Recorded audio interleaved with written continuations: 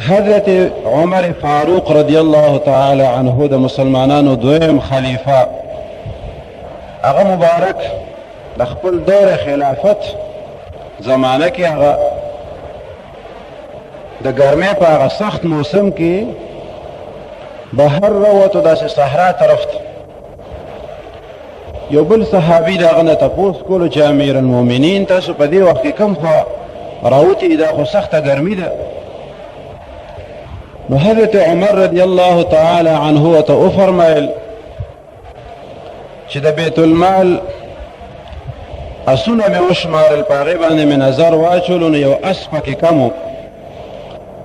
نو زه بهر راووتم چې کیدی شي دې خوا راغلی نو د بیت المال د اسونو په هغه فکر کې چې دا اولې موجود نه دی اولې پکې یو کم دی څه وجه ده د هغې په تلاش کې بیا په خپله بهر راوتو بیا مزل کولو صحرا طرف ته لړو نو دغه یو صحابي ورته وایي چې ای امیر المؤمنین تاسو خو د دې کار دپاره یو بل کس هم منتخب کولی شو چې یو اس کم دی د بیت المال ته ورشه هغه ځای کې وګوره په دغه طرف باندې که چېرته تللی دا کار خو تاسو بل چاته هم حواله کولی شو په دې دومره ډېره سخته ګرمۍ کې تاسو په خپله بهر راوتئ نو حضرت عمر فاروق رضی الله تعالی عنه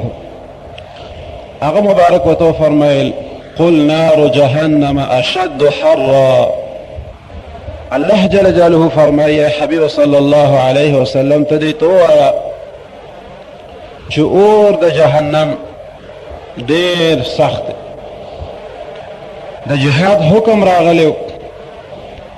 مسلمانانو ته وویلی شو چې جهاد ته وځئ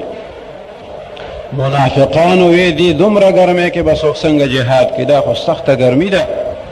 دا دومره اوږد مزل او بیا د دشمن سره مقابله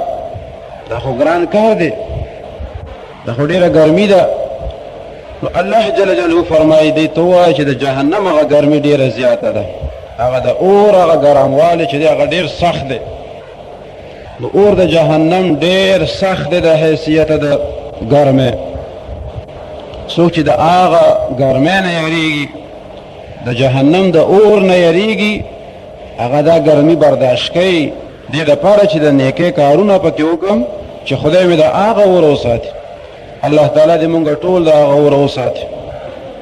نو مؤمن چې په دې باندې نظر واچوي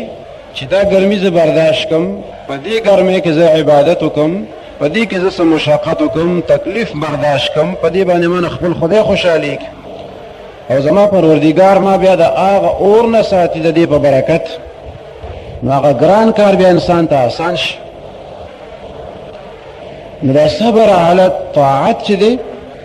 دغه انسان ته بیا آسان شي چې د طاعت هغه ثمراتو باندې د ده نظري او غټه ثمره دا ده چې خپل پروردګار پې د انسان نه خوشحالي کړي الله جل جلاله دې زموږ نه رضا شي نو دغه د